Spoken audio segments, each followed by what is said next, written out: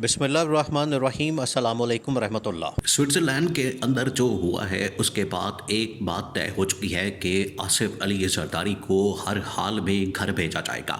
हर हाल में उसकी छुट्टी करवाई जाएगी, हर हाल में जो ऐवान सदर है उसको खाली किया जाएगा और वहाँ पर फील्ड मार्शल को ला के बिठाया जा सकता है।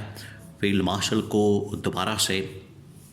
एक अहम तरीन ओहदा दिया जा सकता है। ऑलरेडी उनके पास इस्टेब्लिशमेंट के अंदर इतने ओहदे मौजूद हैं, वो आर्मी चीफ भी हैं, जनरल भी है, फिर उसके बाद फील्ड मार्शल भी है,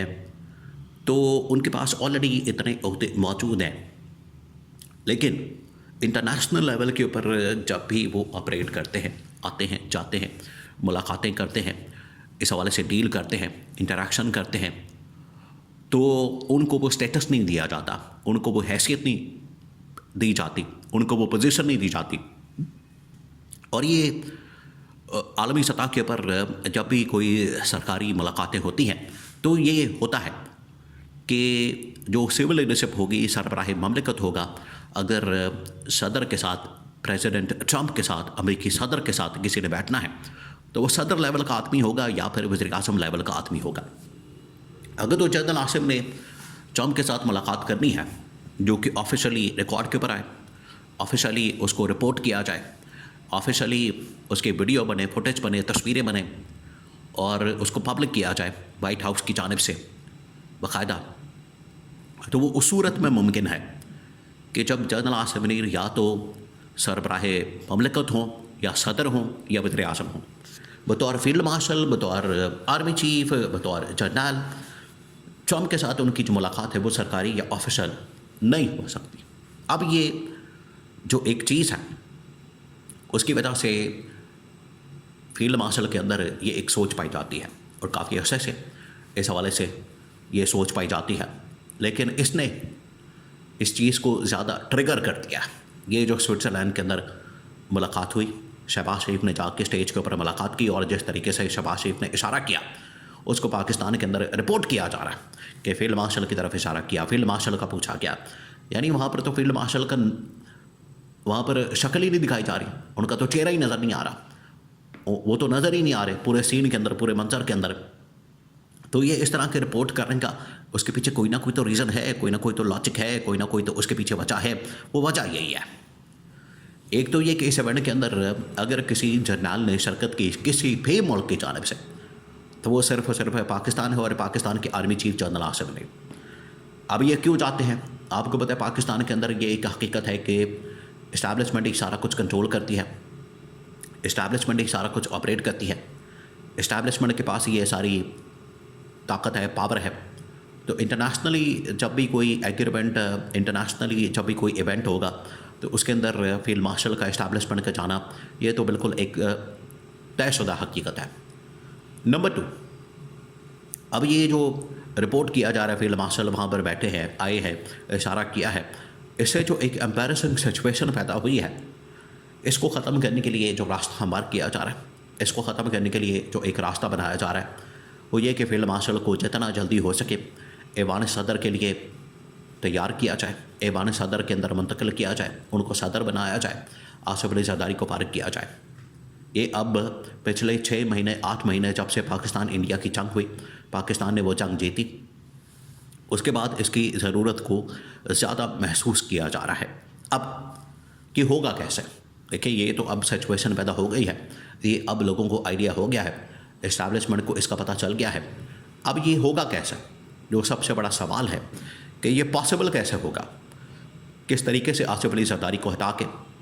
ये यहाँ पर फील्ड मार्शल को विराजमान किया जा सकता है, उनको बिठाया जा सकता है, उनको लाया जा सकता है, ये पॉसिबल कैसे होगा। इसके लिए जो रास्ता इख्तियार किया जा रहा है वो है कि सबसे पहले 28वीं तरमीम की जाए, सबसे पहले 28वीं तरमीम का मामला इसको तैयार किया जाए। ड्राफ्ट इस वक्त तैयार हो चुका है, ड्राफ्टिंग मुकम्मल हो चुकी है, उसके हवाले से जो पूरा का पूरा आइडिया है, कॉन्सेप्ट है, वो तैयार कर लिया गया है। और अब जैसे ही पाकिस्तान के अंदर उनकी आमद होनी है, एंट्री होनी है, तो उसके बाद जो पहला काम किया जाएगा, पहला काम ये स्विट्ज़रलैंड के अंदर पैदा होने वाली सूरत हाल के बाद अब ये चीज़ तय हो गई है कि पहला जो काम किया जाएगा वो ये किया जाएगा कि सबसे पहले ये जब 8 फरवरी का एहतजाज, धरना, लॉन्ग मार्च और उसके बाद रमज़ान गुजर जाए, तो रमज़ान के अंदर या फिर ईद के फ़ौरन बाद जो पहला काम किया जाएगा वो ये कि इस ड्राफ्ट को बाकायदा तौर पर तमाम सियासी जमातों के साथ शेयर करके, तमाम सियासी जमातों के साथ डिस्कस करके इसको कौमी असम्बली के अंदर पेश किया जाए। और कौमी असम्बली के अंदर पेश करके अब इसके अंदर जो 2-3 बड़ी अहम तरीन चीज़ें हैं, उसमें NFC अवार्ड है, उसके अंदर कुछ तब्दीलियाँ हैं बजट के हवाले से, फ़ंड के हवाले से, इसके अलावा वहाँ पर सूबों की ताकत के हवाले से, इक़्तिदार के हवाले से, पावर के हवाले से, ये जो तमाम मामलात हैं, ये जो तमाम चीज़ें हैं, इनको पहले डिस्कस किया जाएगा। उसके बाद ऐवान सदर के अंदर तब्दीली के हवाले से और वहाँ पर field marshal army chief general Asim Munir को लगाने के हवाले से जो बड़ी तब्दीली की जाएगी वो यही होगी। और इसके ज़रिए से आखिरकार फील्ड मार्शल बतौर सरबराह ममलकत इंटरनेशनल लेवल के ऊपर ऑपरेट कर सकते हैं, इंटरनेशनल लेवल के ऊपर आ जा सकते हैं, मुलाकातें कर सकते हैं। उनकी फिर ऑफिशियल मुलाकातें होंगी, उनकी फिर सरकारी मुलाकातें होंगी। वो सदर ट्रंप के साथ हो, बरतानिया के साथ हों, मोहम्मद बिन सलमान के साथ हों या फिर UAE के साथ हों। देखिए यहाँ पर तो चलिए उनकी तस्वीरें आ जाती हैं, एक सरकारी मुलाकात हो जाती है, ऑफिशियल मीटिंग उसको डिक्लेयर कर दिया जाता है जो सऊदी अरब के अंदर, UAE के अंदर होती है। लेकिन जब आप मगरबी ममालिक में जाते हैं, जब आप वेस्ट के अंदर जाते हैं, तो वो जनरलों के साथ मुलाकात को इतनी प्रायोरिटी नहीं देते हैं, तावक्ते कि उसके पास कोई सरबराह ममलकत का ओहदा, अगर ओहदा होगा, अगर उनके पास कोई पोजीशन होगी, अगर उनके पास जो सरबराह ममलकत की पोजीशन के साथ साथ अगर वो जर्नल होते हैं, जो कि एक फार्मूला मुशर्रफ के दौर में था, तब वो उनके साथ मुलाकात करने में कोई आर या कोई इस हवाले से मसला महसूस नहीं करते, इशू महसूस नहीं करते। तो ये अब बड़ी एक सिचुएशन पैदा हो चुकी है। उसके बाद इसके ऊपर काम शुरू कर दिया गया है। जैसे ही ये स्विट्ज़रलैंड का दौरा मुकम्मल हुआ, ये स्विट्ज़रलैंड से वापसी हुई है, तो सबसे पहले जो गो हेड दिया गया है, और वैसे भी जनरल आसिम ने जिस तरीके से